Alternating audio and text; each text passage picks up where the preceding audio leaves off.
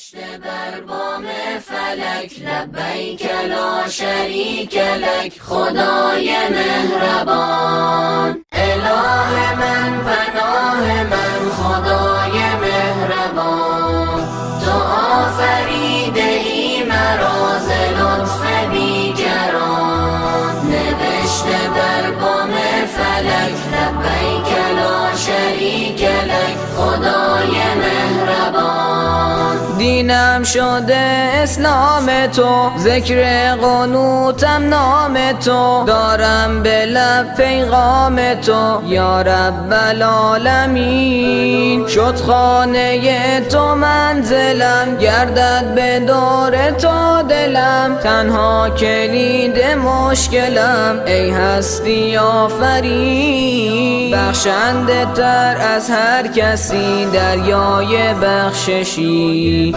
خورشید رحمتی تو در عالم به تابشی. مدح تو را گفته ملک لبیک لا شریک لک خدای مهربان. اله من پناه من خدای مهربان، تو آفریده ای مرا ز لطف بیکران.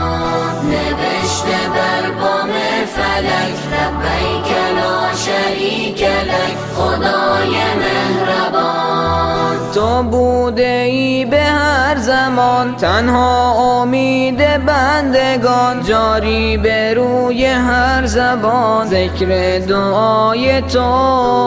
نام تو بهترین سرود در هر رکوع و هر سجود، ای بر دلم بود و نبود جانم فدای تو. در آسمان یا در زمین تو را زنم صدا، خوانم تو را در بین روز و شب به هر کجا. خوانم ز دل بدون شک لبیک لا شریک لک خدای مهربان.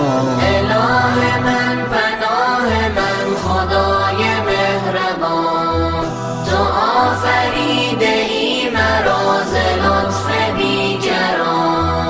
نوشته بر بام فلک لبیک لا شریک لک خدای مهربان. ای معنی صفا خدا، خورشید دیده ها خدا، مکن مرا رها خدا از درگهت مران. مرا همیشه خوانده ای به سوی خود کشانده ای، ای به مرا پوشانده ای از چشم دیگران. تو در میان هر دل زار و شکسته ای، تنها پناه بنده تنها و خسته ای. بر هر کسی کردی کمک لبیک لا شریک لک خدای مهربان. اله من پناه من خدای مهربان، تو آفریده ای مرا ز لطف بیکران. نوشته بر بام فلک لبیک لا شریک لک خدای مهربان. ای لطف وجودت بیکران، روزی رسان بر انس و جان، بر اهل خاک و آسمان تو بهترین خدا. جانم فدای عزتت تا لحظه قیامتت، قلب من از محبتت نمی شود جدا. قرآن تو زیباترین چراغ راه من، در بین ظلمت می شود مهتاب و ماه من. در قلب ما گردیده حق لبیک لا شریک لک خدای مهربان.